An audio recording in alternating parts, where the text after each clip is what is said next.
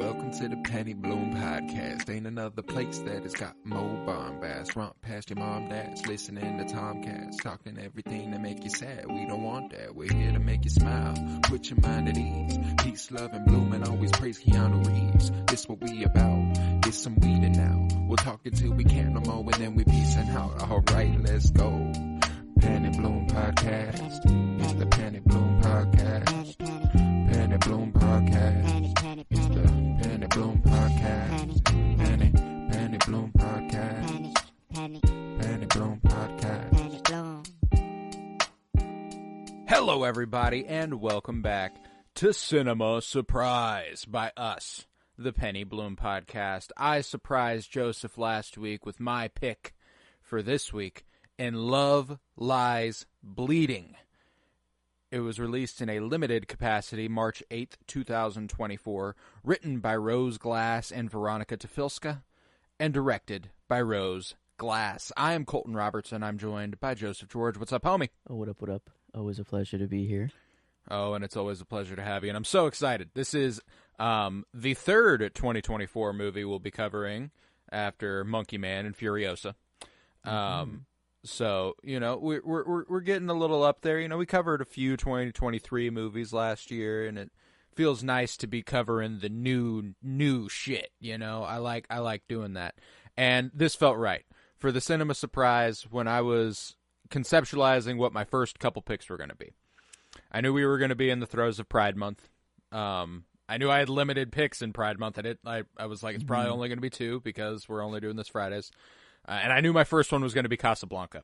So it meant my second one was going to be a gay movie. That was how it was going to be for me. And I went back and forth. I tried hard to decide which one that was going to be. We'd recently discussed how you needed to get more 20s movies under your belt, specifically 2024 movies. So it made my choice easy because I fucking love this movie. This was my third viewing of Love Lies Bleeding. I caught it once in the cinema. I caught it as soon as I could own it digitally, and then I watched it last night digitally again. And, man, I love it. I'm excited to hear what you think of it. Fresh off your first viewing of Love Lies Bleeding, how are you feeling? I'm glad. I guess my mind, I had a very different image of what I thought this movie was going to be versus what it ended up being. And what it ended up being was just a very well-made movie with a very good story, with very good representation, and a perfect movie, I think, to pick in this month. Like as far as like just a representation movie goes. But I expected it to be like outwardly flamboyant and like just like almost like a gay revolution movie is kind of what I was expecting, just because I was so high just on the revolutionary kick in movies recently and stuff. But no, this is just a normal gay relationship that is in a movie, and that it's like it is normal, so to say. Okay, very okay, true. Not a normal relationship. No, but I get what you're saying. Like it's not like they are in a relationship that's just the jumping off point of the movie. And it's what's not the even time particularly period. We are in the 90s. Okay, I don't know. I knew it was post or pre-me born is what it felt like, but I didn't know if it went back to the 80s or not. But like I loved the style of it, like the Coke machines, the whole aesthetic of the cars, just everything of the time. It's got such a strong visual language, you know. It's fascinating because obviously in the Cinema Surprise Project, we've only done 3 movies, and they've been vastly different movies. And this continues that trend of not even remotely being similar to any of those that precede it, which is why I'm loving this project so far. Yeah. You choosing a gay movie, I chose a religious movie before this. I don't know if we could have really gone more opposite directions. There, so. But, it's... I think it has such a strong visual language into, you know, I think it's got something similar going on as The Book of Eli in a capacity. It's literally one aspect that's not, it's just like it has a visual language. It knows what it is, and it doesn't divert from that. It is it looks the way it does, and it commits to it, and it looks fucking good. And obviously, it branches out a couple times. Yeah. Makes you go, oh, I did not know that's what this movie was. I'm watching a movie right now. Yeah. And like the red, like whenever she had like the voices in her head, okay, let me get character names down real quick. Yeah, Lou. Jackie and Lou. Lou. Yeah. Oh, and goddamn, let's talk like the style or the time. Like Jackie's hair. Dude. Oh, dude. Her fucking hair, bro. Jackie's hair goes hard. But Lou's, it works for her, but like just this time and like the bodybuilder, the whole Jackie's just like the aesthetic is fits brilliant. The time, I guess, right here. And then like just I feel like Lou is like the perfect counterpart. Like I don't know, they're very cute together, and it just works. But I forgot even what I was saying before. I was just talking about how good they looked. I don't know either, but I felt like you were about to go on the tangent about Lou in some capacity. The red flashes. Yeah, the visual language. That's right. Whenever she had like the bad thoughts, or like I want to drive off the road. I want to kill my dad. I want to kill just any bad thought. Like, and it went to that the red, flashbacks. Yeah, it just went to red, and I like it's very clear. And then like whenever the testosterone or whatever she's shooting up, like steroids. Just starts to like affect, like you see it like go through the veins and like it's like I don't know, like I feel like I've seen it in some superhero or some Hulk. Is it like maybe that I guess like when he is just starting to get bigger, that's always what it reminds me of when I watch this movie. And that's one of the things I love about this movie is that it has this artsy flair to it that is obviously not mainstream blockbuster type sort of movie. Sorry if you can hear my dogs barking upstairs. Somebody's probably walking by and it's really distracting. But Christ. So it doesn't have this blockbuster flair. It has this really down to earth, hyper stylized, almost art house feel. It's not. I wouldn't say it's art house or anything, but it is. I mean, it's a little more artsy than it is not, but it still has this appeal of this fantasy sort of heightened reality thing going on that I feel like lends itself to sort of like, I mean, the end of this movie is pretty like, you're like, wait, what the fuck happened here, and I absolutely love that. I mean, really goes Hulk mode there, I mean, literally, and at first I'm like, okay, hold on. I'm like, how she feels. We have had some visual language done before. I'm like, is this actually happening now? At one moment I'm like that, and then I'm like, okay, no, this is just how she's like seen it, like how it's just she loves her so much that like basically she could be that big, and that's this is such that big of a moment in her life, that it's seen it that way. And like I feel like if you're about to kill someone as well, like you're about to go through that, something's pumping through your body that's not normal, like there's something, I don't know, whether you're on steroids or not, that's just going on. And I feel like they kind of, they don't really bring it up like on the nose, but I think they kind of metaphorically, or like whenever she's on stage and she like, whenever she throws up Lou, I feel like it's like the guilt, like in all of like the just of killing some, like the whole everything just like came up, and like it was like everything, I don't know, it was like just kind of like that moment in the zone of interest at the end where like the dude's soul just like he's fine health wise and everything. It could have just been the steroids and like a reaction she's having, and she didn't look the best whenever she got to Vegas. There's a combination of things going on there for sure. That's my favorite scene of the movie, is the bodybuilding competition.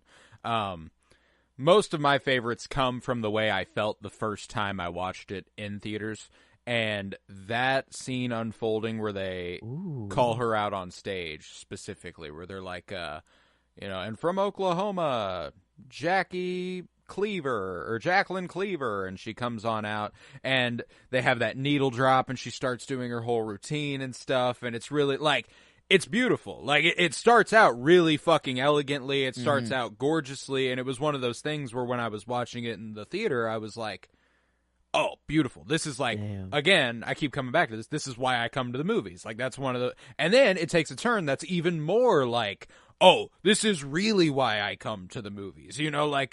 As that scene progresses and she takes that turn and she goes into this different reality and she throws up Lou and it becomes this horror sci-fi blend of things there for a second, and then after she throws up, you got the three chicks off stage who she's hallucinating, calling her fatty, and they look like alien monsters sort of things, and she goes over there and beats the shit out of them. So, like, it's just the combination of awesome music, awesome visuals, awesome performance by Katie O'Brien. I mean, she is a fucking force of nature. She was already a bodybuilder.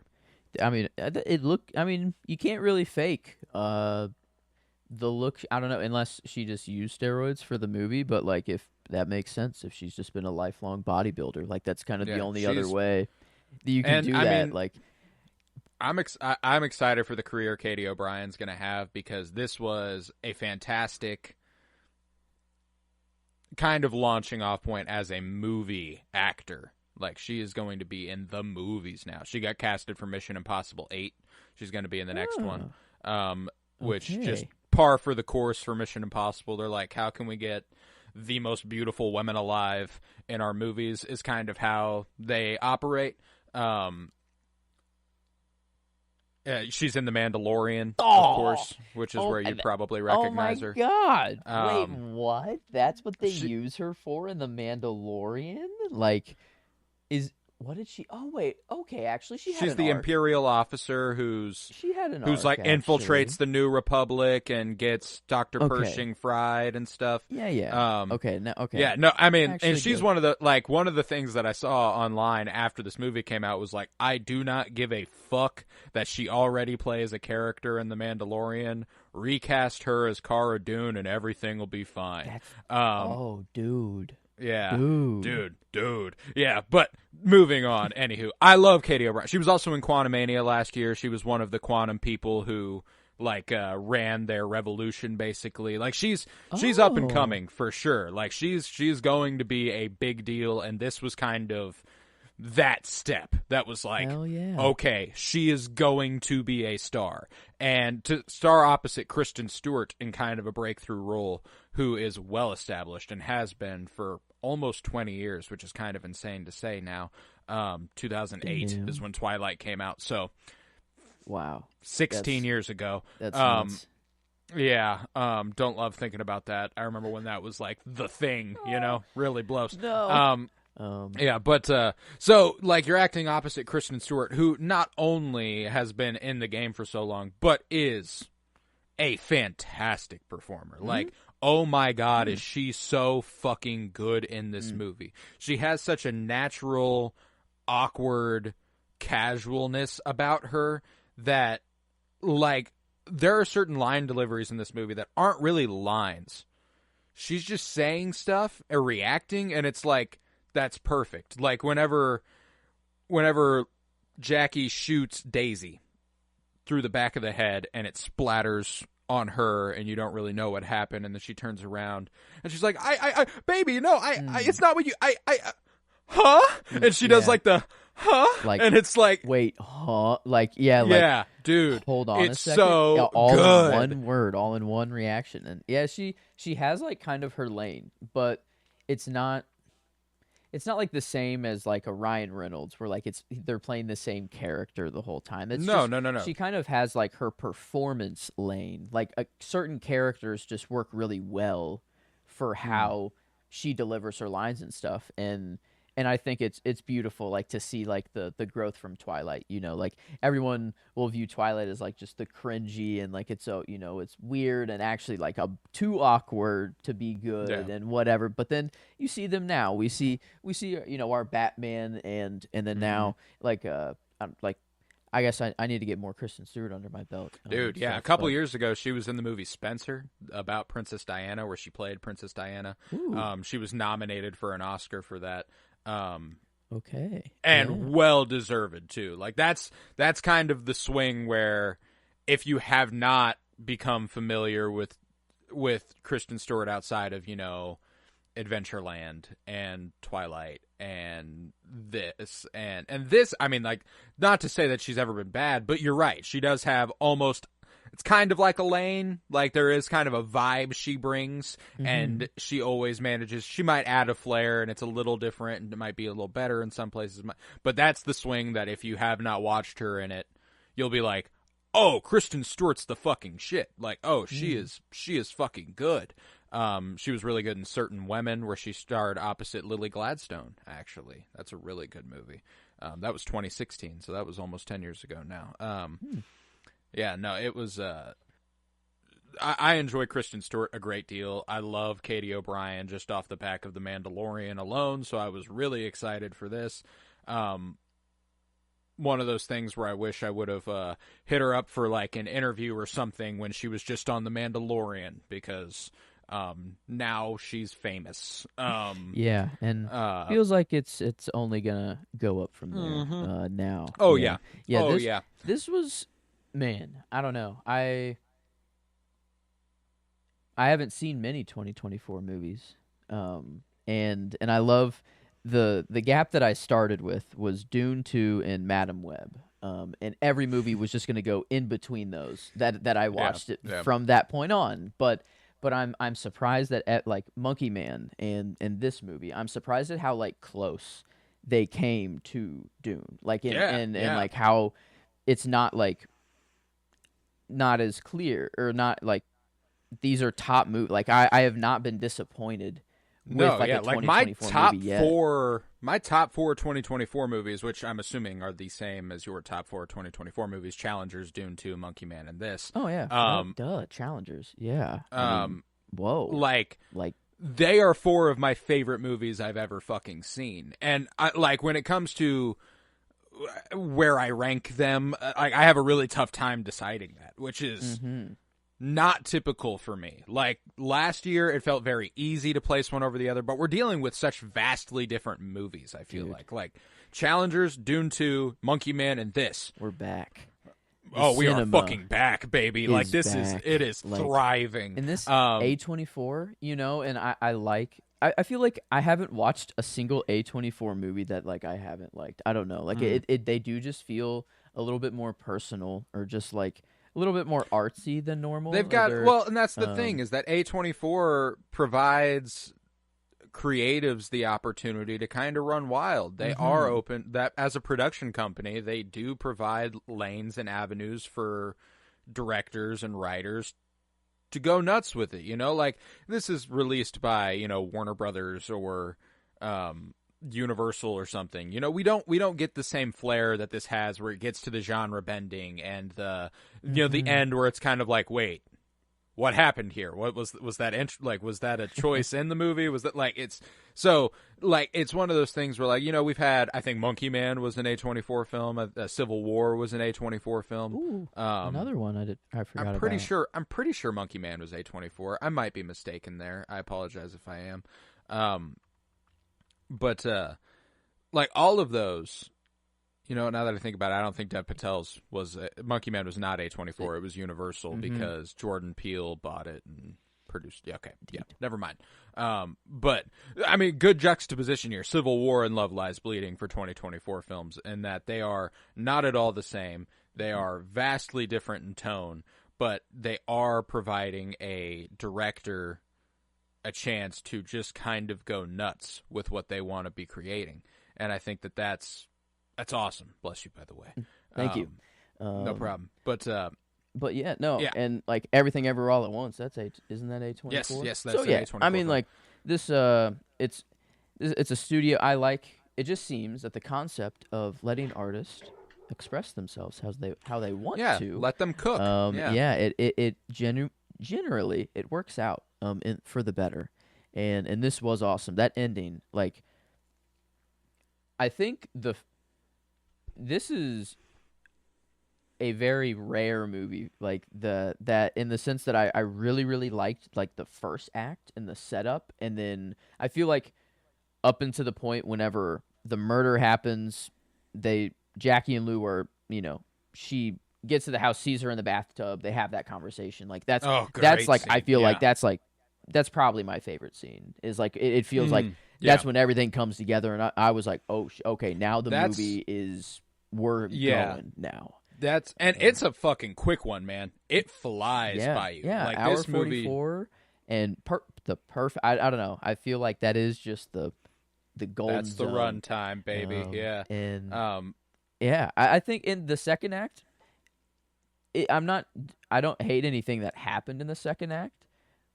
It's just I don't think it held up to the first act and the ending, or like up until the killing and then how everything wrapped up. I feel like those were like just very intense. I guess those were just the more intense parts of the movie. So, and it, like, yeah, the trying to, well, you're getting a combination of things in that second act, which I do really, really appreciate. Like we're getting Kristen Stewart's Lou trying to cover it up, trying to hide everything, trying to live day-to-day life. You get Jackie descending further and further into her roid abused madness. And that's why ultimately Katie O'Brien gets my performance, and it comes back to your scene, the one that you said might be your favorite scene, where she's sitting in the bathtub. The dejected, disembodied stare that she's doing, and then she delivers my favorite line of the movie during that scene, where she goes, I made it right. And she's not really like she doesn't feel one way or the other. She's non-feeling. She's absent-minded, and I made it right. And Lou just kind of like looks at her like, okay, honey, we got to do something about this. You go ahead and stay there. I'm gonna figure something out, and then I'll come back and get you. Like, and that's what I love too, is that Lou. That's why Lou's my favorite character. Is that Lou holds it down. She does not like. She's obviously killed people. That's also a huge plot point in the movie. So there's this understanding she has of Jackie that a lot of other people would not have of Jackie, yes. And I appreciate that there's an obvious enablement and toxicity, but a perfect balance to each other that ultimately provides a comfort in one another that means they will make it out of this.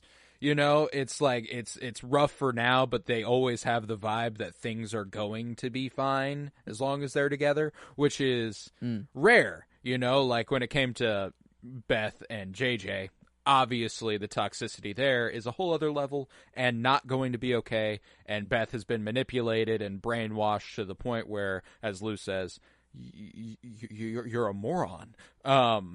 Yeah, that's just always rough to see, and like, it's just, I mean, good. I think like representation in this movie was just like handled perfectly. You had the bad shown clearly, and a satisfying death, like it like make a guy so shitty that when he dies, it's like, well, I want you to die anyway. So it's like, like the deaths that happen. It's like, oh, who's the other girl? The Daisy. Daisy. Okay, yeah. Played by Anna Barishkinov. Kind of poor. I feel like Daisy's the only one that was just kind of like, damn. Yeah, like, Daisy's is a shame, but she was a nuisance. That just does kind of suck. In the like in real life, it would kind of suck. In the context of the movie, I'm kind of like, dope. Thank you. And she wasn't. Yeah, no, she was annoying, but like not to the point of like she needs to die. Oh, she didn't deserve to die. But at least like on the tennis court, whenever she's like given the rundown, she's like, well, the first one, he deserved to die, and honestly, cool. Like that one, I don't think anyone debates what about that death. Her? But then it's like, well, yeah, I mean, you were forced to do it, and I know how that my feels. dad made you, Like, and like she really had no choice, like it was. I don't know if the threat known to the audience that like. I feel like it was just I feel like what we saw was just let me know when it's done, like it was the end of the conversation instead of the before. But I'm assuming he was just like, if you don't do this, you're going, like, I'm going to say, or you're going to be the one going down anyways or whatever. Or was that there his? was we saw the very beginning, not the very end. We don't even know what he tells her to do. The conversation cuts off whenever he vaguely threatens Lou. He says like, or Lou not shouldn't to Lou, have done to Jackie. Whenever to Jackie. Yes. or when She's in the car with him, and he says something about how Lou shouldn't have done that, and she goes, but Lou didn't do anything, and he goes, shut the door, and then we cut away. I think there was this. It wasn't a real threat. It wasn't like he was like, I'm gonna kill Lou if you don't. He says something about Lou. Jackie goes, but Lou didn't do anything, and he's like, okay, now we ride. Like now I've got you. Now I've got my hooks in you. Okay, and then that's why the shock of Daisy getting shot is so fucking like that moment whenever the blood splatters on Kristen Stewart's face and she's like, and she just kind of turns around, and then like I said earlier, that line delivery thereafter, like she is so fucking good. I mean, I was like, at first I was confused. I'm like, wait. I was like, did she just throw up blood? Yeah, I'm like, like, she just thrown up and yeah, stuff. because the throw up, that was unrelated, right? That was just her like reacting. Yeah, they'd been drinking. Yeah, so that. Yeah. I mean, a little just weird. A weird character. Didn't deserve to die, but like whenever. It was just kind of funny, like died fun, but then it turned very intense, and I was just like, "Holy shit, what's going on?" So I mean, the there was FBI knocking on her door as she's cleaning up a dead body and hiding her behind the couch, and her cat licking up the blood and stuff. Like, oh, dude, yeah. No, I mean, like high intensity, extremely like it's a fascinating and good example of really sensual sexual scenes without being what's the word, gratuitous, like Game of Thrones at points. I'd say Game of Thrones got Game of Thrones got gratuitous, and this felt like it was it was used in ways that was I mean, it always kind of it didn't push the narrative forward strictly, but it pushed their narrative forward, like the first time they say I love you to each other was right after they'd had their finger bang makeup sesh. Yup. And that was like the first time we see them hook up. Just classic stereotypical gay women shit. First date, first roid use, first kiss, first fuck. Now we live together. That's love simple. That. Love very that. Simple. It felt good, and it was after a moment of shut the gym down, and then two dude bros are coming out there and trying to hit on her, and then like I guess lose a grade 8, like, right? Man, and she like, oh, is that right? And yeah, it's just. I guess every guy. I'm trying to think of. Is there a dude in the movie that is not shitty? No, they all suck. In some capacity. I don't think there's a single one. I mean, like, and the ones that don't really suck are FBI agents, so they suck for a different reason. Yeah. There's not really a dude in there that I can get behind at all. But I don't know. I very much liked it was very tasteful. I almost like picked their first kind of sex scene as my scene, just because it was I mean, it was really good. It was just done really. I don't know. It was just very beautiful. When Lou gets her shirt off and she like leans back and runs her fingers through her hair and she goes, "Holy shit!" And then she like it was just feeling every bit of her body, and then like showing Jackie's reaction to that, and then it was just like I'm like, whoa, this is just like they had insane chemistry. Yeah, like that's just like whoa, that's like your job. Fake that. That's what? insane. Like, excuse me, you're not in love right now. You're not right. I guess Well, they did and photo shoots afterward, in promotion of the movie, where I was like, oh my god, like y'all, how are y'all not like just just knee deep in a relationship at this point. Strictly but professional, professional shit. And hats off to you. Wow. Katie O'Brien's married to a woman, and she is. I follow her on Twitter. She's a fun follow. Her name's Kylie Chi, and she was very, very open about like promoting the movie. Like whenever the Love Lies Bleeding trailer came out, she was like, yeah, that sexy ass bodybuilder is my wife and stuff like that. It's quite the flex to be able my to go, wife like, gotta fuck yeah. the girl from Twilight, like that's pretty hard. I mean, her career's popping off. Star Wars, Marvel, fuck the girl from Twilight in the first like 3 big things that you're in, and then gonna be in Mission Impossible. Yeah, should be Wonder Woman, by the way, in the new DCU. Okay, these fan casts. Cara Dune was nice, but Wonder Woman. Oh, she would fuck that. She looks like a Wonder Woman. Yes, and frankly, the way Wonder Woman should look. I like the idea that Wonder Woman's like naturally gifted, like she's just like she can look like anything, and she has super strength and stuff. But like, if Katie O'Brien plays Wonder Woman, Wonder Woman's super powered, and I think that's impressive because I'm talking about an actor here. I'm not talking about the character. I'm talking because Katie O'Brien looks like that. You could believe she has superpowers, and that's. That's impressive. So all that to say, again, wrapping it back around, that's why I went with Katie O'Brien as my performance of the movie, just because she has such a charm about her that is,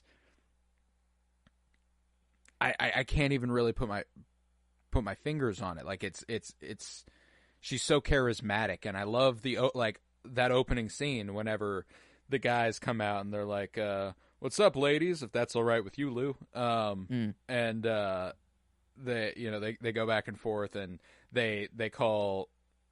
They're like, she's a grade A lesbian, right? And Katie O'Brien does this like smirk and lifts her eyebrow, and she's like, "Oh, is that right?" She's like, "Okay, yeah, let's talk about it then." And then the whole first scene in the weight room where they have their first little connection, they're clicking up, she gets the steroids and stuff in the butt. It's funny. Where do you want it? In the butt. Yeah, I don't know. And just the kiss, it felt, I don't know, it was just, we kiss now. Like it was like, I don't know, just after that is to shoot up steroids into someone. I feel like that is quite the moment. I don't know that it felt a little like for like, hey, try these steroids, and she was like, well, it is your body, your choice, but it's like, here they are right in front of you, and you are going to competition soon. And that's why their relationship also obviously comes with a degree of enablement. Like there's not only that, but like the reconciliation of their story. My second favorite scene on a tennis court this year, by the way. Why does it go down on a tennis court all the time? What? Everything is sex except sex, which is tennis. And tennis is a relationship. Tennis is a relationship, and I guess that's the net was broken down. They broke down the barriers. Yes, they broke down the barriers. I love when she like chases her down, jumps on her shoulders, and like carries her down and stuff. Fuck, I'm trying to help you. I'm trying to help. If I was gonna sell you out, I'd be talking to the police. I've got Daisy's body in my trunk. I'm trying my best. Like I love that shit. But like she's like there. Obviously, because of Lou's history, she can understand Jackie a bit more than anybody else. But also, it is funny that she's like, "You're beautiful and you're smart and you're wonderful," and like it's so funny because like we've watched her kill 2 people. Like that's something we know that's we know that's happened, and and that's the thing is that because of the movie is that it's like. She is, it's like she is wonderful. She is awesome. She's beautiful.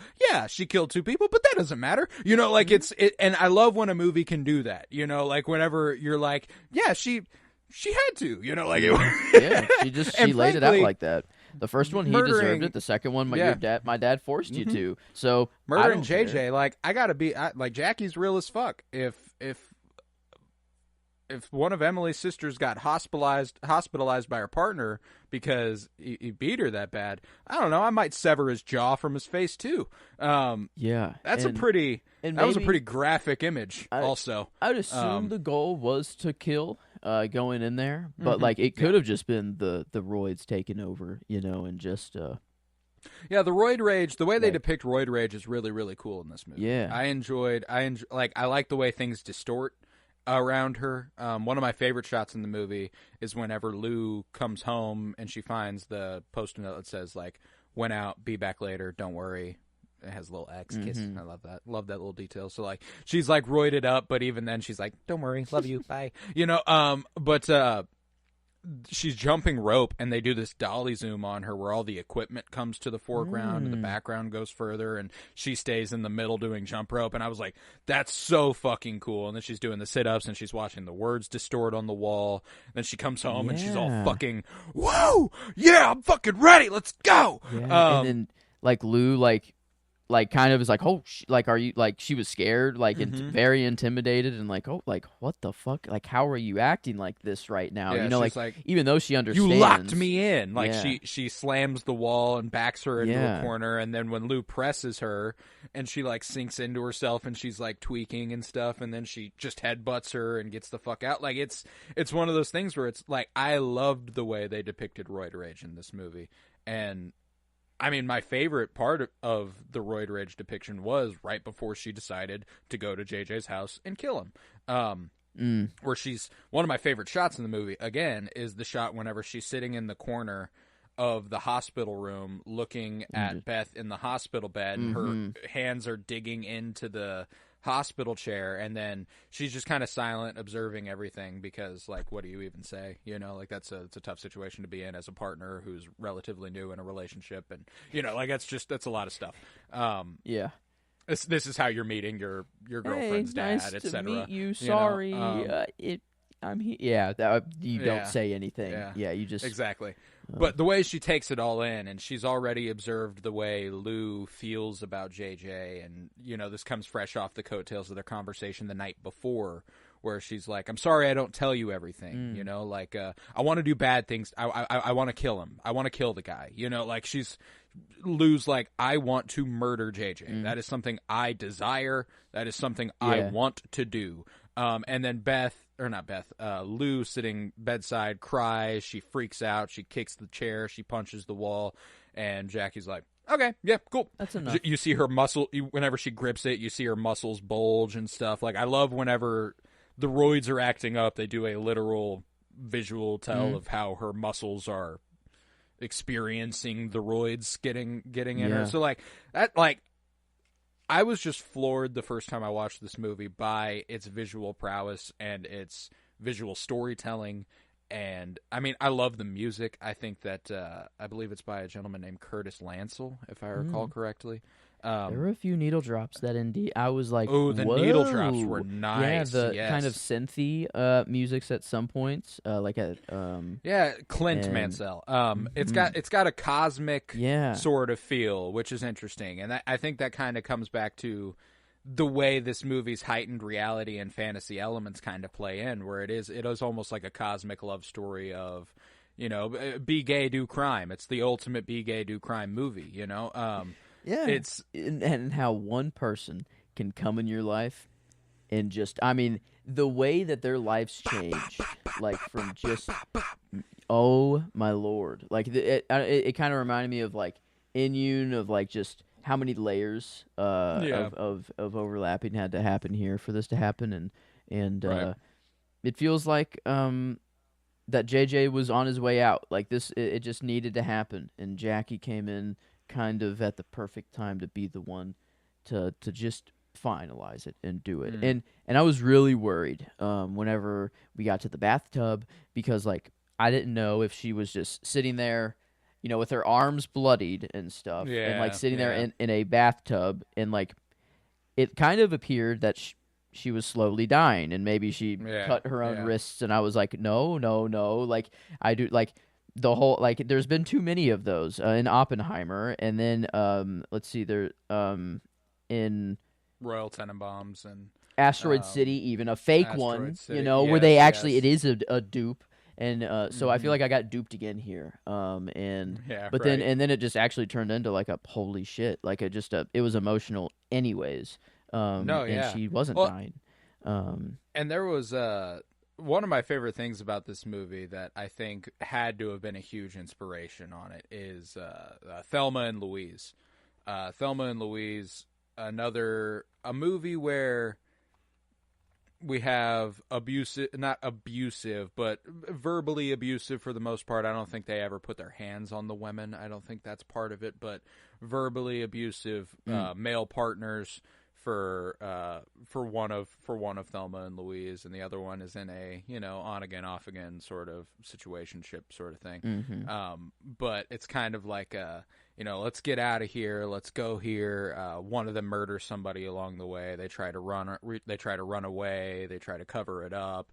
All the while they're being chased by this abusive partner. It's there's this element to it that I feel like if Thelma and Louise in 1991 or whatever had the balls to go, Thelma and Louise were gay, which there's already plenty of signs in that movie that are like they might be, but it wasn't explicit. It wasn't like they are in love and they are running away together. They are best friends. I see. And so it feels like this was Rose Glass being like, okay, well, I'm gonna make my Thelma and Louise, It's time. and it's going to be fucking awesome. We've reached and they've both become a couple of my favorite movies of all time. So I adore that sort of dynamic, and I think that this obviously it's I don't want to sell Thelma and Louise as being like the same type of movie, but I think there's no way it wasn't an influence on this. I feel like it had to have been. And I think that what they managed to pull off here is, I mean, it's riveting, it's exciting, it's sensual, it's creative, it's yes. sexy, it's creative Very as hell, unique. like it's it was just what an interesting story to lay out and tell, like a murder mystery, cover up, love, romance, just in chaotic romance at that too. It's like it's two people that like you can't really relate to at all, because like I don't think dads are having their daughter murder people on the regular, and then not many people are or bodybuilders that are roided out. So like there's not much to relate. But then just their relationship struggles, or just having a shitty dad in the first, just like it's the concepts of it all, I guess, or having a shitty guy, not abuse you, but someone that is close to you. Well, and there's also a catharsis about it that is like it might not be relatable, but it's nice to watch some of these things happen, Like you like watching the dude. Sorry about that. You like watching the dude who has been obviously abusive to his wife get his head smashed on a coffee table, and you like seeing that his jaw was severed. It just like dangled too, just flapping there. Yeah. Whoa. Graphic as hell, brutal, love it.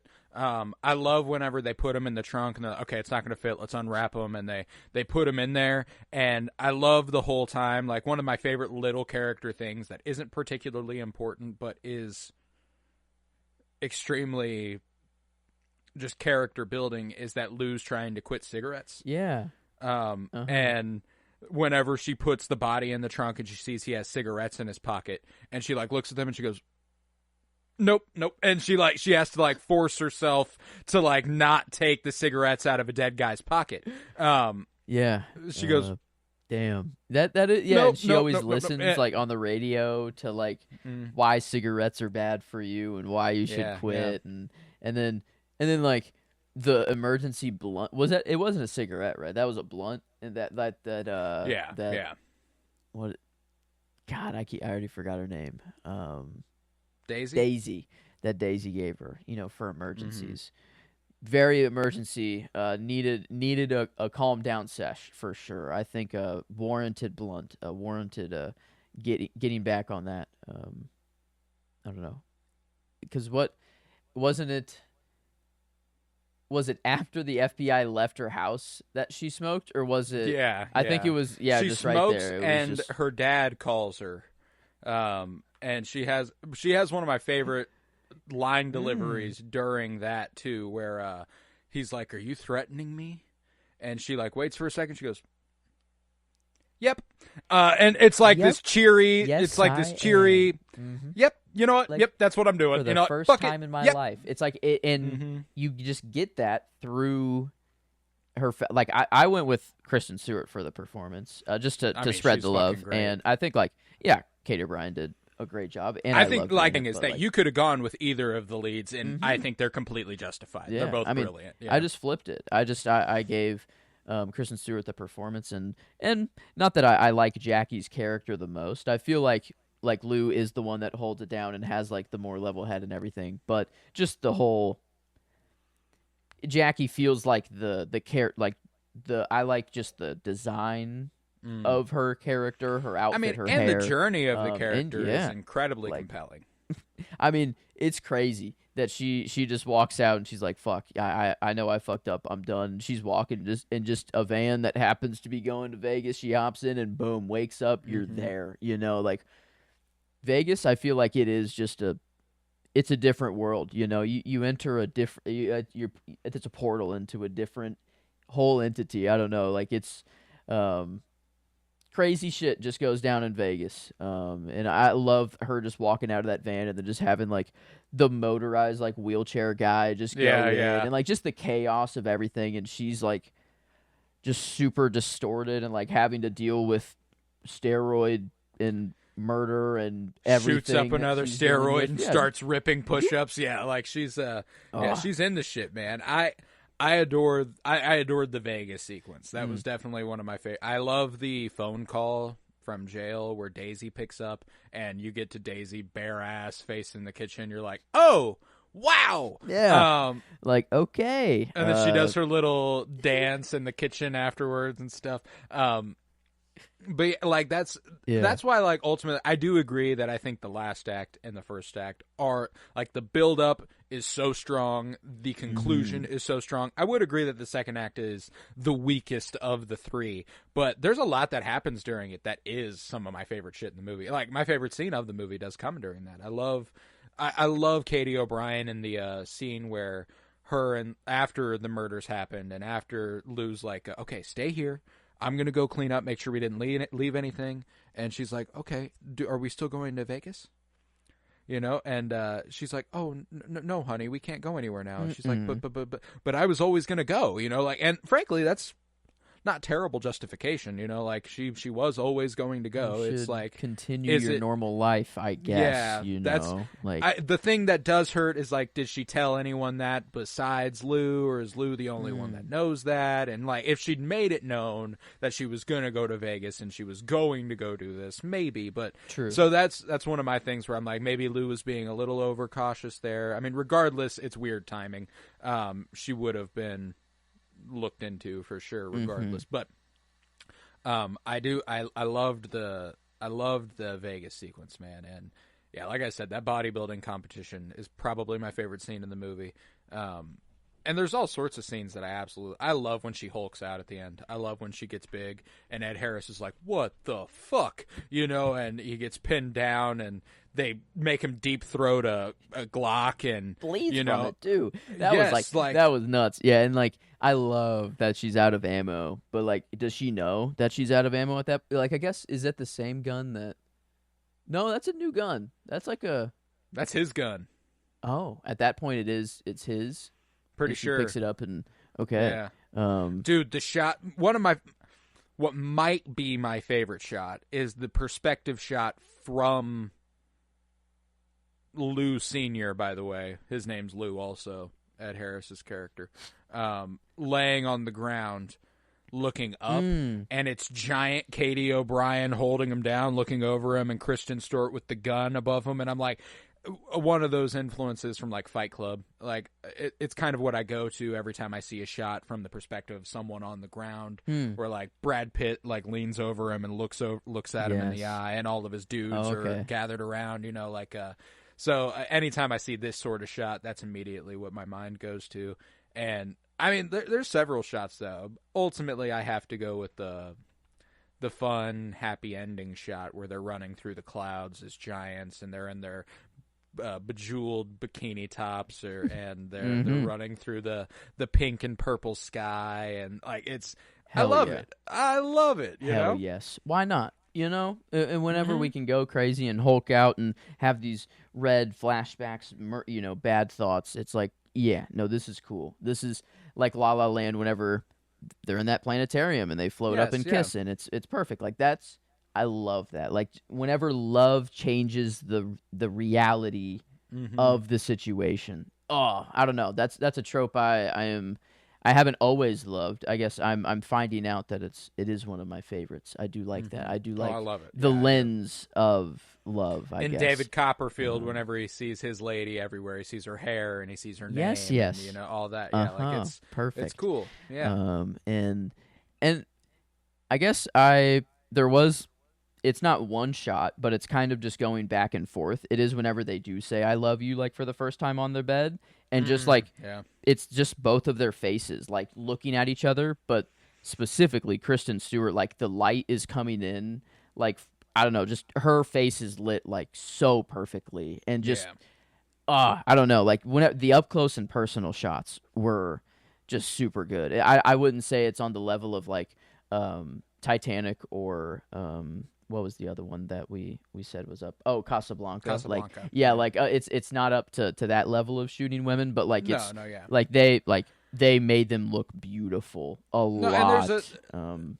And it's fascinating to say this in comparison to Titanic. There's something grimmer going on here. Like there is something like I mean like for the bulk of that movie, I should say. Like the points Titanic when you are is much looking more at positive. Kate when you are looking at Kate Winslet as the most beautiful woman alive, it is when nothing can go wrong. Nothing's bad. Everything is good, everything's perfect. So it is a different time in the movie. There is something much darker going on here. They are lit more dramatically. And like one of my favorite shots in the movie that is just like, I've talked about this in weeks past, that I think is the most comparable to that Ingrid Bergman in Casablanca, the Kate Winslet in Titanic, is when Katie O'Brien has hulked out and she's holding Ed Harris down, and Kristen Stewart looks up at her face and she sees her, and she just kind of like, Katie O'Brien just kind of smiles, and a shooting star flies by in the background, and like all that, like obviously there's a visual effects thing going on there that enhances it, but it's still like it's beautiful. It's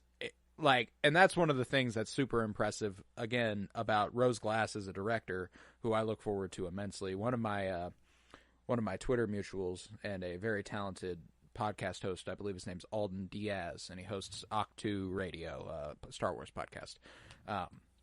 His letterboxd review for this was that he'd watched Rose Glass's other movie, Saint Maud, and this, and that he thinks she would make like the perfect Daredevil movie, which is spot fucking on, I would say, judging by the tone of this.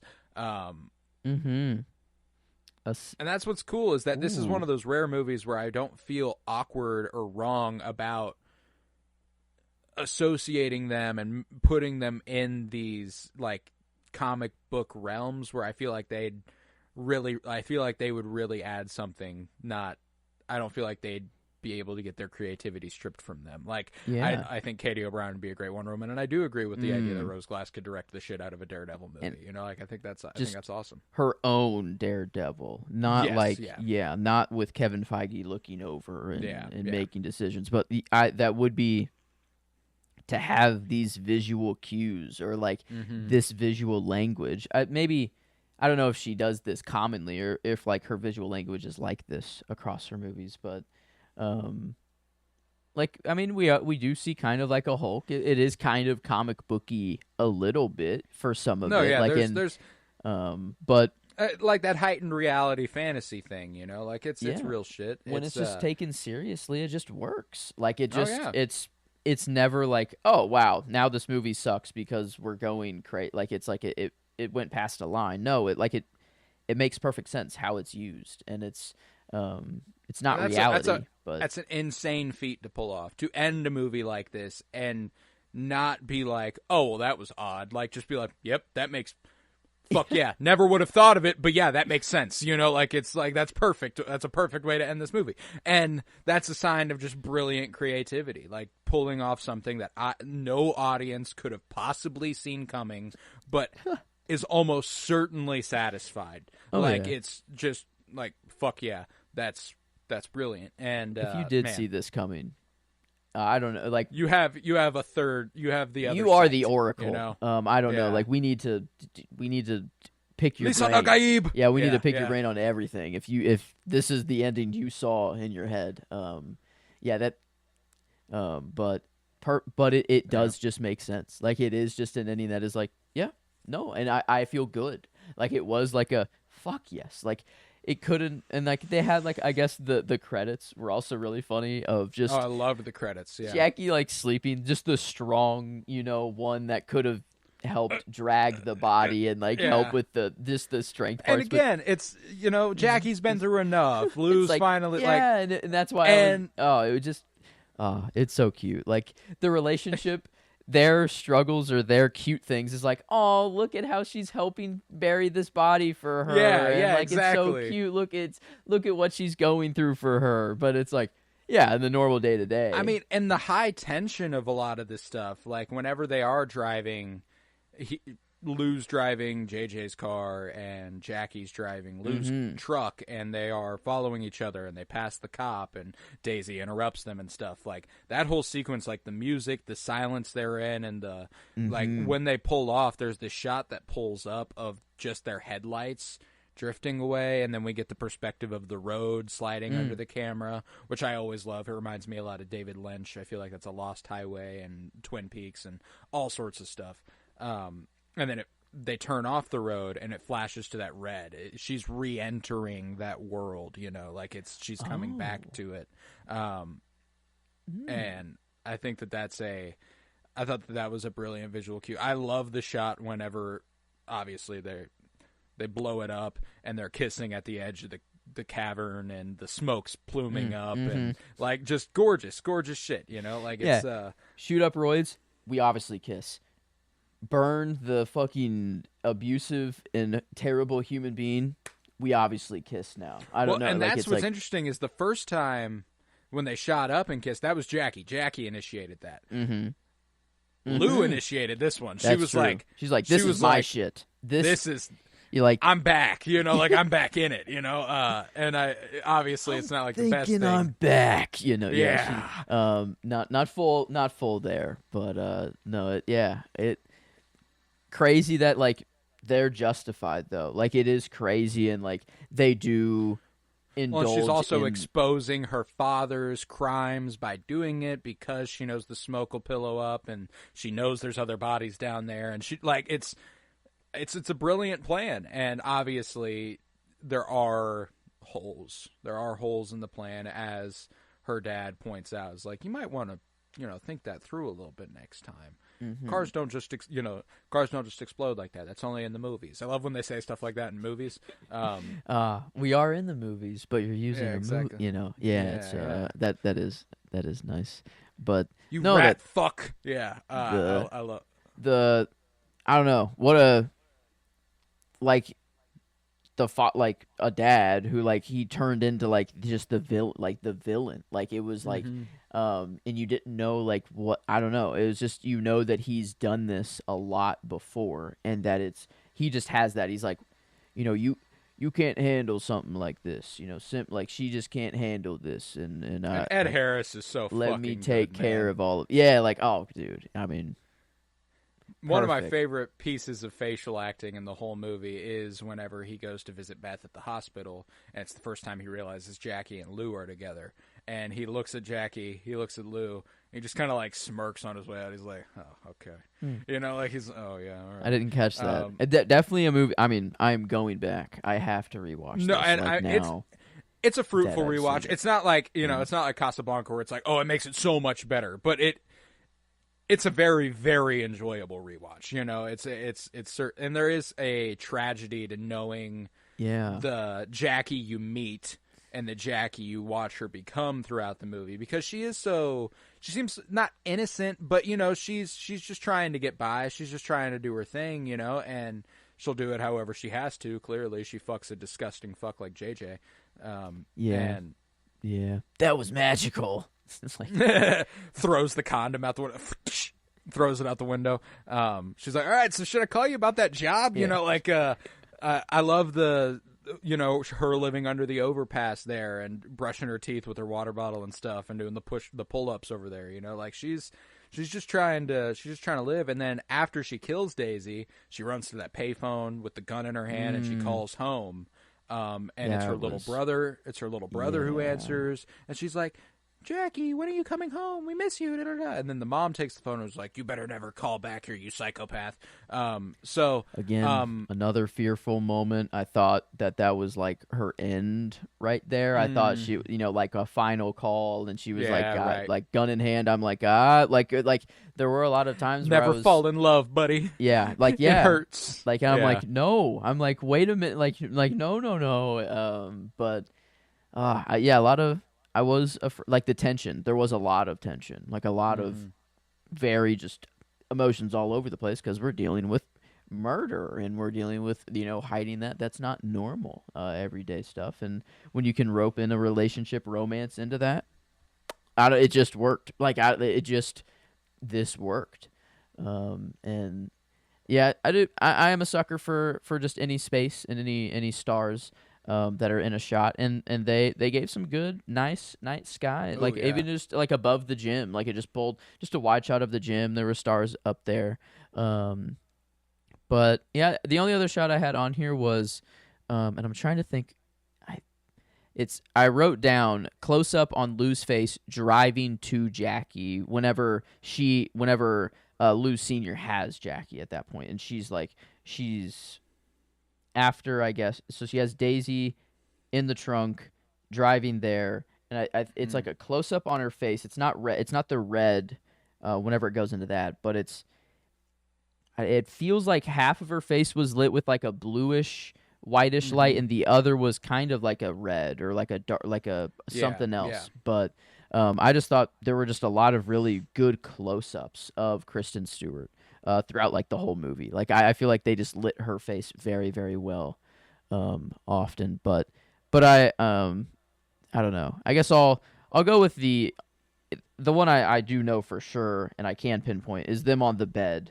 And whenever they do say "I love you" for the first time, like Kristen Stewart's face, just the way it's lit, I was like, that was the one that did stand out to me just on first watch, and I was just like, like this. Oh, dude, and gorgeous movie, man, for how dark it is. The visual language they establish in the gym in that first sequence, and the camera lowering, like starting in the cavern and kind of finding its way to the gym and lowering from the stars down to it and going inside and kind of taking you on a tour of the place we're going to spend the important beginning of the movie. And I really dug that. I really appreciated that. And yeah, it just establishes such a keen visual sensibility. It knows exactly what it is. It knows exactly what it's trying to do, and it maintains that the whole time with notable diversions that are purposeful. And I think that's a pleasant thing a movie can do. Whenever the diversions from its visual sensibility are obviously on purpose,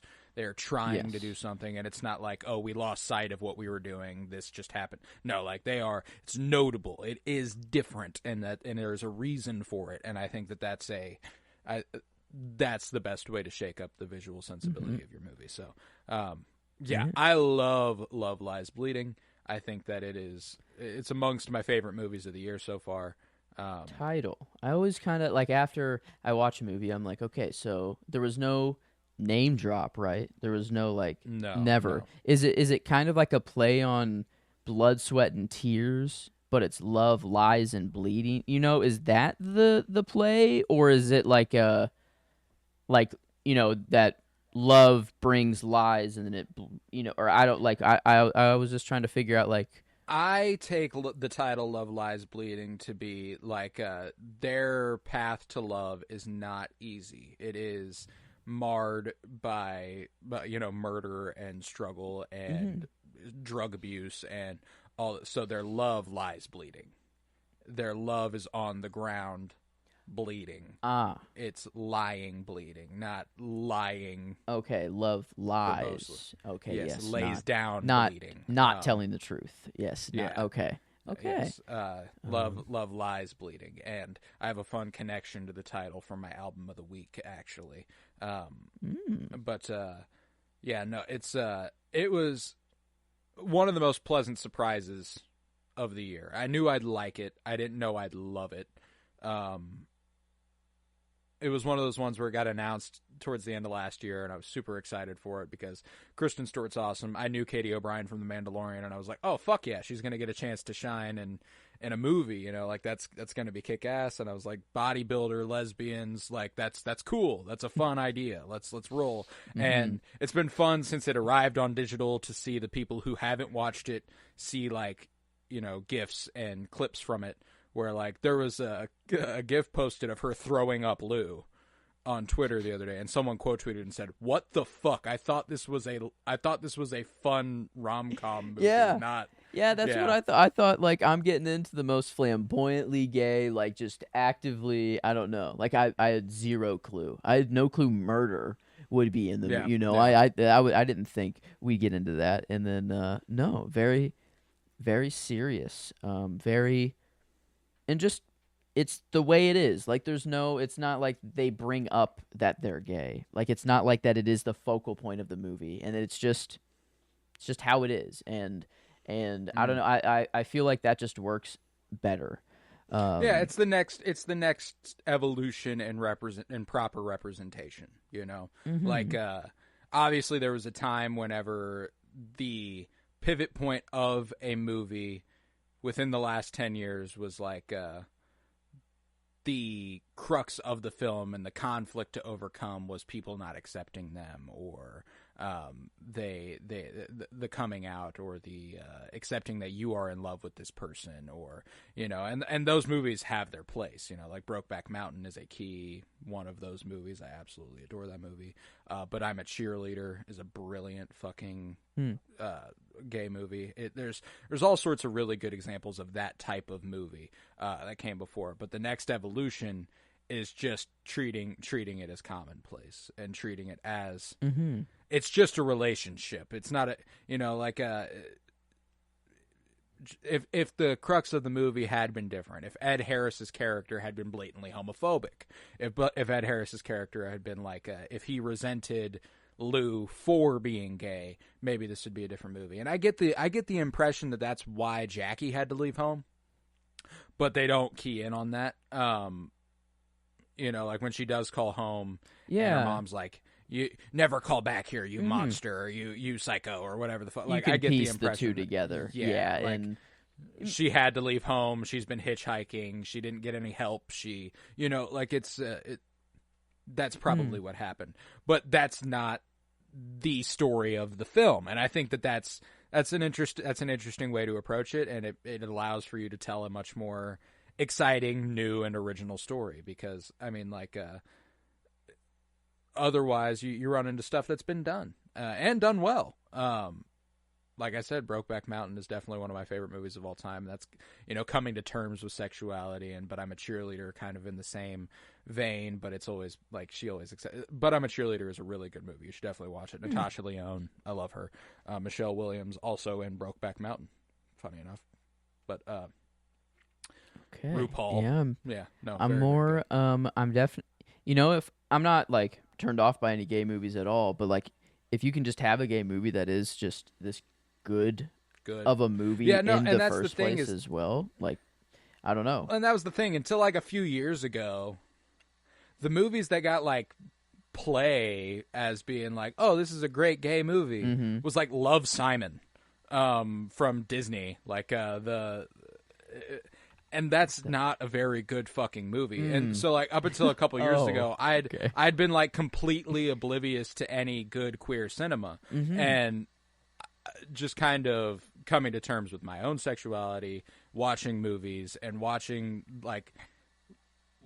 things unfold in a way that inspire me. And there's a lot of good queer cinema, like Moonlight from 2016, brilliant.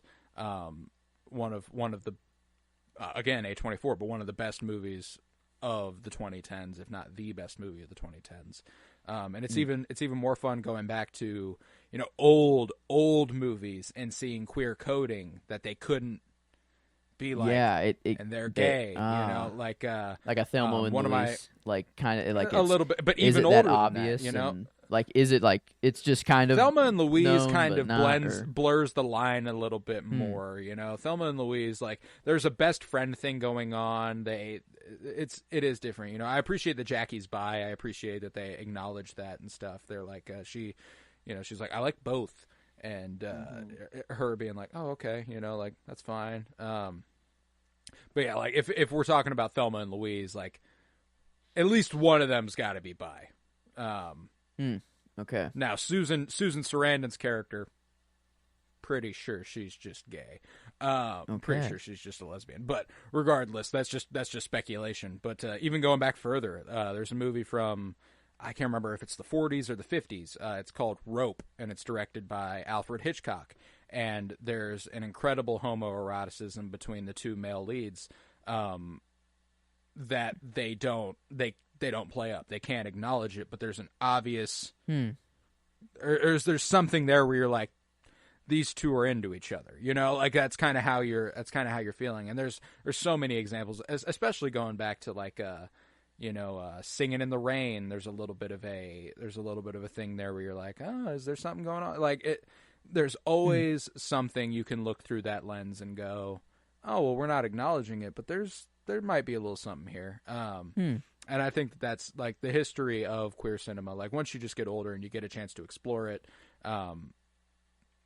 it's just so fruitful. There's a lot out there, a lot more than you'd think, like, I remember when I started trying to like find queer movies, I was like, how many of them are there really? And then I was like, oh my God, there's a fucking lot. I just did, like, they've just never been shown to me and I've never heard about them. So let's go ahead and find them. Besides the obvious one, like, I think Brokeback Mountain's probably the most famous gay movie of all time. I've heard of that one. Yeah. I mean, I still haven't like, seen it, but that is the movie. If I were to pick or pull out just a gay movie that I just know, well, and that's another really important thing. Like I think it was 2023, June 2023. I read a movie called Bi, and it was just about bisexuality in culture and pop culture and coming to terms with it and stuff like that. And one of the key things that upon watching Brokeback Mountain, it's touted as the gay cowboy movie when it's really the bi rancher movie. Like, they're both bisexual, they're not gay. Like, it's a pretty key part of the movie, actually, is that they're bi, not that they are. So like, and there could be, there's speculation to be had there, but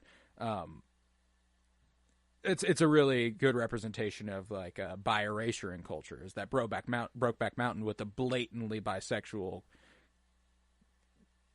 twinge to it gets referred to as the gay cowboy. Yeah, and it's like, I would not have gotten that at all. Like, I didn't never either. heard. I didn't either before I watched it. So like, that's one of those things where it's like, it's important to depict these things explicitly too. Like, one of those things that I appreciate implicit. I appreciate kind of implying it. I like that stuff.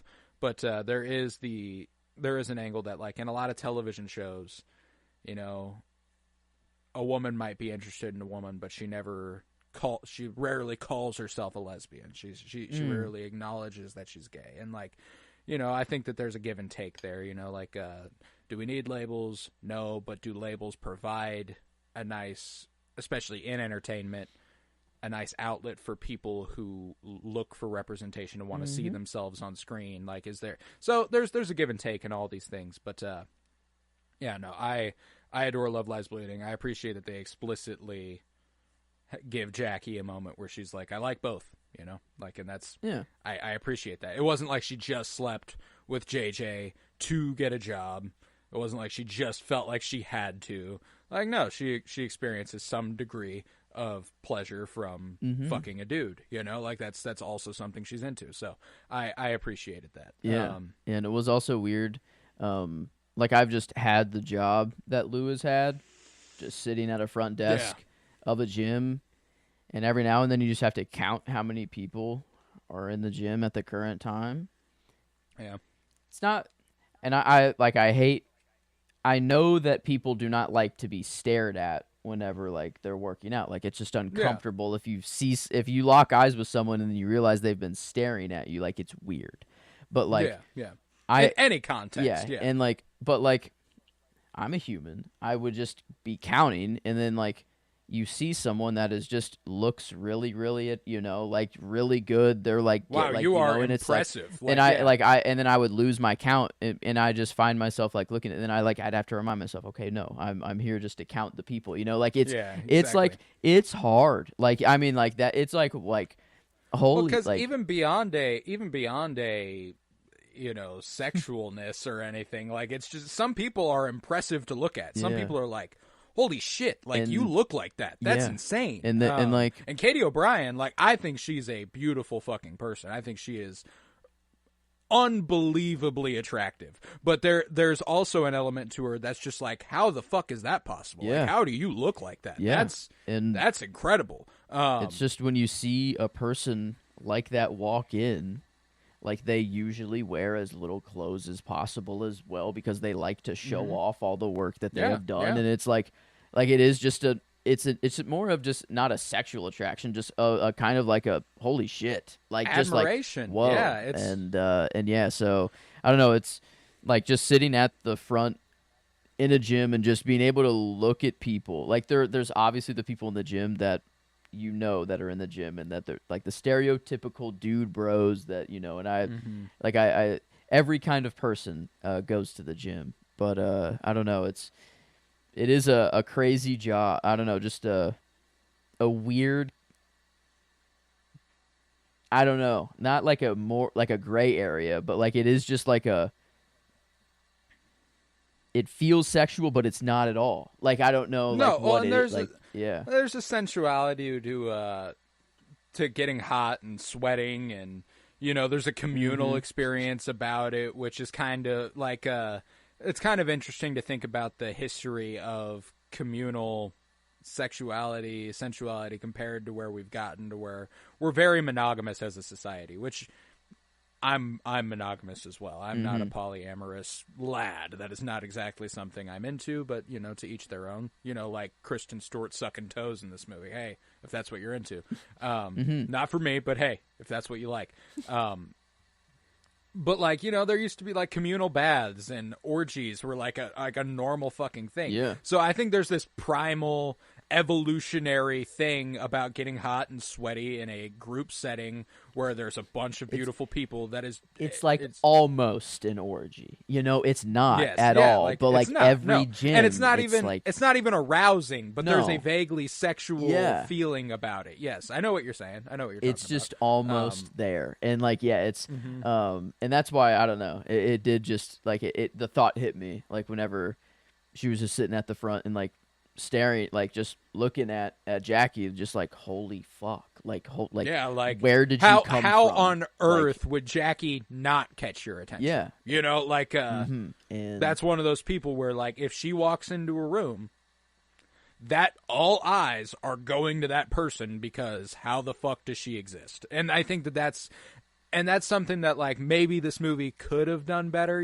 like to compare it to Casablanca or Titanic with Ingrid Bergman and, Kate Winslet. You do have a natural, naturel, baby, as she says it. You do have a beauty here that is unbelievable. Not similar to pretty much anyone we've seen on screen in a movie ever. Ooh. beyond being the butt of a joke, like kind of like muscle women have notoriously been mannish, or they've been they've been like oh well, I'm not going to hook up with them, like they're stronger than me and that makes me insecure, like that's shit like that. And I think that there's a degree of that though, and it does come from when Kristen Stewart is lost in the gaze of Jackie. I wish maybe we could have got that's more really strong of that. Maybe if they did more of like whenever they were just falling in love, like maybe when she just entered a room, like in that lens would come out again, and just she would view her as a god, like just kind of a goddess, like just like holy fuck, what am I looking, like like I mean, there's that montage after they've had like their breakfast together, and Jackie goes to work, and they show Kristen Stewart making the eggs and removing the yolks and stuff for her.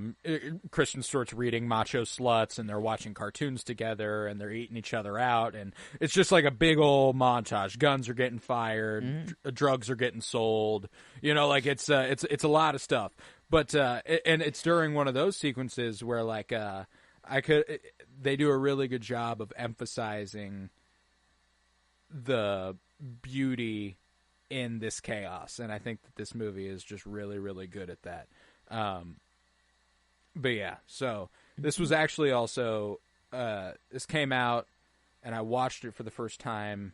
I've watched it once a month since it's come out, because it was in March. Let's see, when was my first viewing of this? I logged it for the first time on March 14th. I started trying to lose weight 3 days later. I was like, you know what? That's the one. Let's fucking do this thing. Like that was kind of it for me. And now it's going well. But then like Monkey Man came out, and I was like, yeah, really got to keep trying at this. And then Challengers came out, and I was like, yep, really got to keep trying at this. Challengers was mine that got me on like a diet and like an actual routine, and like now it's like no, after just seeing how just hot people can look. Yeah, it's like, hey, I'm comfortable with the way I look, but man, I could try to look like that, and I'd really like that. It'd be really awesome. It'd be really another awesome. Another thing that motivated me, which I don't really see, and I don't think many people watching will see. Emily showed me a picture of Katie O'Brien, and it was a certain picture of Katie O'Brien, and was like, she kind of looks like you here. And I was like, God, I wish. And then I was like, maybe I try. I was like, maybe I try to look like Katie O'Brien. Maybe that's something I can Not try a bad to attain. goal. Try to it. Yeah, no, I know. And I was like, that's like, so it's funny that I've been watching, superhero movies for years, and I've been watching all these dudes. I've watched Chris Evans and Captain America get like fucking huge and stuff, and like what motivated me was Katie O'Brien. Like I was like, Katie O'Brien, like I needed a woman. We needed to be some like strong gay people. Yes, like that's just, what we needed. I don't know. Powerful queer people need it. And I was like, you know what? I'm in. Let's do this thing. So superheroes, it's just that's what it is, and like it I don't know, it's whatever. But this, now Steve Rogers. Well, we can talk about whether or not he's queer, but not to say that he doesn't look bad. I mean, it's not like I didn't look at him and I didn't go, "Whoa, holy fuck!" Oh, yeah. Like when I was 15 and Avengers: Age of Ultron came out, and he like ripped the wood in half with his bare hands, and like he's wearing that skin tight shirt and stuff. That I think that was one of those times where I was kind of like, oh, like I was kind of like, yeah, perhaps, yeah. I was like, I think I kind of liked that. What would like happen if we, if we were alone in a room? I don't know. We have no clue. There's no way to tell. It's just. But yeah. No, that was like so strong gay people, though. Strong gay people, though. We've got it. It's always inspiring. And Katie O'Brien, she definitely inspired me to a degree. But love Lies Bleeding, one of my favorites of the year, and absolutely adore it. Do you think we're ready for a rating for this movie? I think we are. Okay, we're there. Then we're gonna do the plugs here. I'm gonna tell you where you can follow us, where you can find us elsewhere, and that's how that's gonna go. And then after the plugs, we are going to rate this movie on a scale of 1 to 10. You're gonna find out how we feel about it. We are going to do our album of the week. Both of us have an album of the week to present, and then Joe is going to surprise us with the cinema we'll be taking in next week for Cinema Surprise. And I'm so very excited. So, if you would, head to patreon.com/PennyBloomPod, where you'll find over 100 hours of exclusive content. we've recently started doing something called the Penny Bloom Dispatch. It's only been going on for a couple months. It's every Monday through Wednesday, kind of in that range. Not exactly a regular schedule, but it's in that range, and it's weekly, where it's more relevant. It's news, it's entertainment news. It's Joe's doing a science and archaeology segment whenever he can, whenever he wants to, and it's a lot of fun. It's been a while since we've done something kind of timely, and I had an idea for the Penny Bloom Dispatch that I'm kind of just running by Joe for the first time here, which is that if you go to Patreon, it's available free. It's to kind of reel you in. It is, but that is the only place you'll get it, is Patreon. That's the only place you'll find it, patreon.com/PennyBloomPod. You can find the Penny Bloom Dispatch for free, and maybe it will reel you into some of our other content. It's early access. For example, if you're listening to this on June 28th, the anniversary of the Stonewall Rebellion, by the way, that's why I got this book on display here, you could have heard it about a month and a half ago, sometime in the middle of May.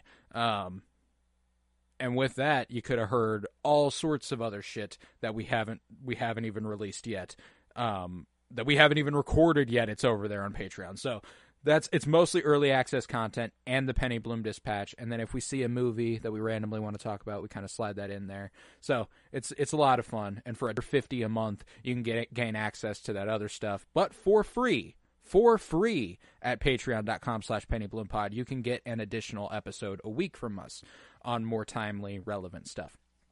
So yeah, patreon.com/PennyBloomPod. If you would, head to Twitter, follow at PennyBloomPod, follow on Instagram at PennyBloomPodcast. You can also follow on TikTok at PennyBloomPodcast. And you can watch on YouTube.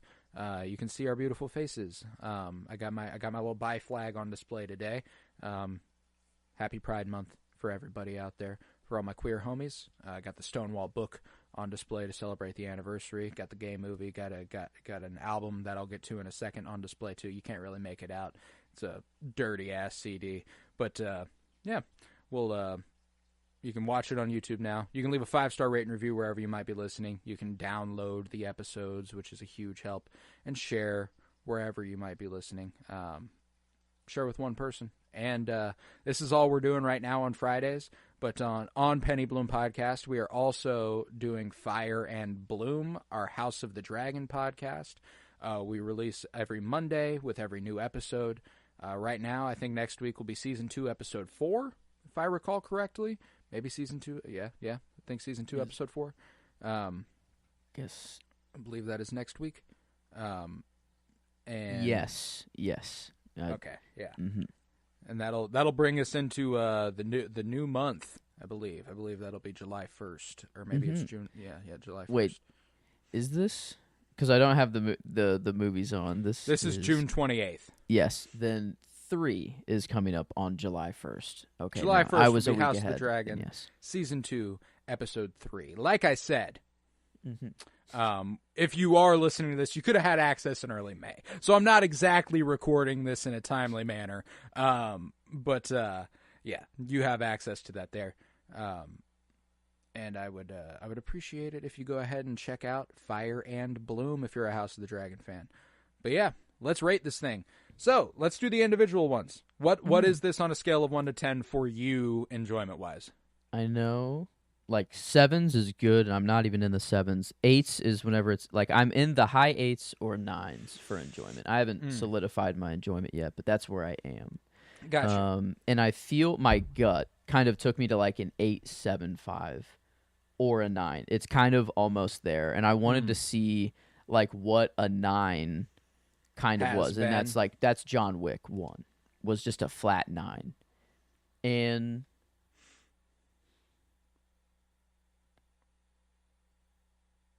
very different movies completely. Mm-hmm. I feel like I'm either just right there or right below, and I feel like that's why my gut. I feel like it's right. I feel like that is where I would land. 8.75. 8.75. I feel like for me. Okay, cool. I take it north of John Wick. Easily for me. In fact, handily above John Wick. For me, this is a 9.5 enjoyment. I love this movie. One of my favorites. I think the cinema experience elevates it for me to a degree. I think I had a whole different love for this movie from the first time I got to see it. Got to see it in a late night showing. I think it was like 10 p.m. Me and Emily, pretty much alone in a movie theater. There were a couple other people, but man, just big screen would be nice. Oh, with beautiful this one. fucking movie. Oh man. So for me, this is a 9.5. I can't take it north of that. I could take it south of that, and obviously we will have to for the collaborative score here. Yeah, I guess. I mean, I'm like 9.25. Like, if we just want to like round out, I guess the middle would be a 9.15. You know, it's somewhere in there. But like, I feel like a 9.25. Like that's above the average, but I'm comfortable giving it like a 9. If you are okay, then I'm down for that too. So, I would love that. I'd appreciate that. So okay. I'm comfortable giving it a 9.25 as well. And critically, it's a damn good movie. There are better movies, but I would say it definitely elevates above that threshold of good. It's above 7, and sure. I would say it's comfortably 8s.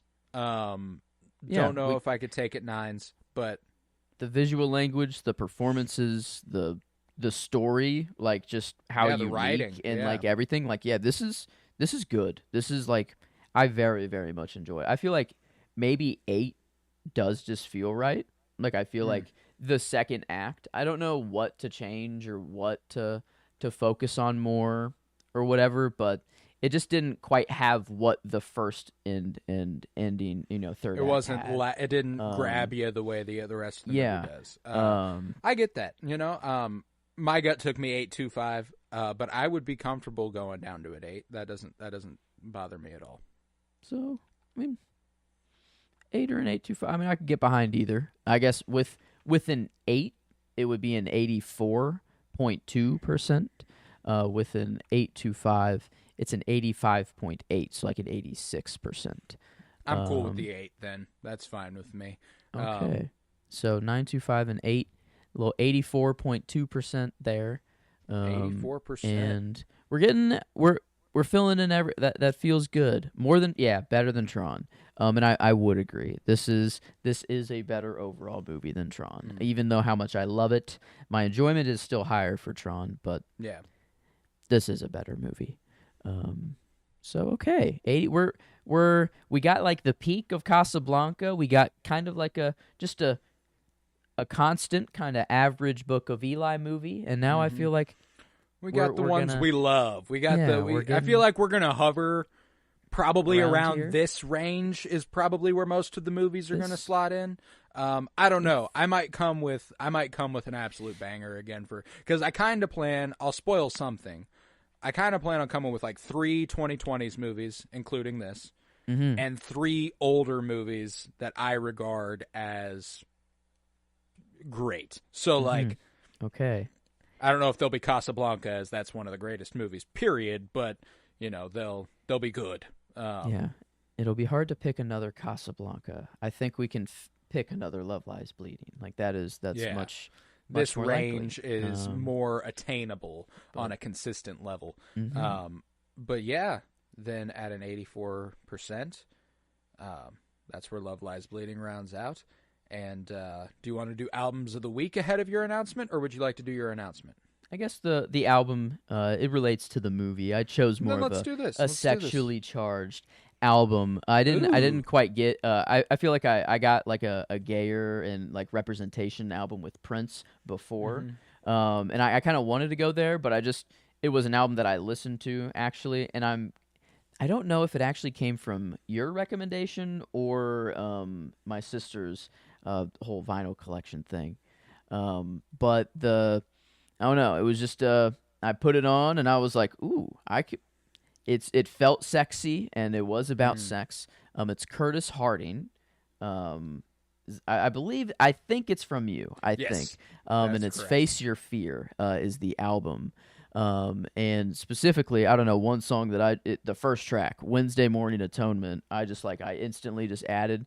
But there's the other good ones. Need Your Love and Need My Baby. Ooh, I don't know. It's just I love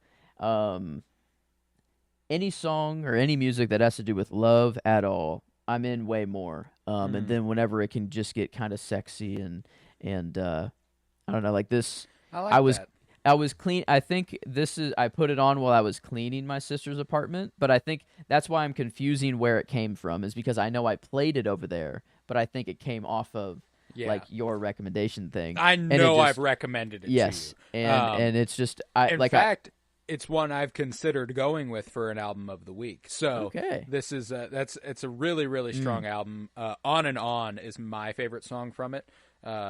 Just keeps on and on and on. Man, I mean, it just got me to slow, like, clean. I was cleaning and I was just like dancing as I'm cleaning. Just like I love when an album can get me to move differently, and this I'm there. I actually discovered this album. You know, sometimes the MCU is good. The song On and On is the final song in The Falcon and the Winter Soldier at the cookout where they're looking out over the water and they are, Bucky comes and puts his hand on Sam's shoulder and they're looking out at like this. On and On is playing by Curtis Harding. So that's how I discovered this album, and I went and dug deeper and I was like, holy shit, I fucking love this thing. So I'm glad you got around to it, and I'm glad you picked an album that I'd been considering going for album of the week, because it just removes a little something for me. I don't have to go with it, and it's something that I'm satisfied with. So I love crazy that. if we did line up one week, not knowing, but no, I've been worried about that in weeks past. Every once in a while, I feel like it's a possibility. Last week was the one that I was like, I thought it could happen because I explicitly went with an album that was mentioned in the Book of Eli, so I wasn't sure if that might happen. But my album of the week, I went with one of the, a queer icon, Elton John. Elton John's Goodbye Yellow Brick Road. Let's go. Yes, I love this album, and I went for it this week particularly because the first track is titled Funeral for a Friend, and then in parentheses, Love Lies Bleeding. So that's why I went with it this week, and I feel like it's almost certainly an influence on the title of this film. Feels like it almost certainly has to be. But yeah, I mean, Sweet Painted Lady, one of my favorite songs of all time.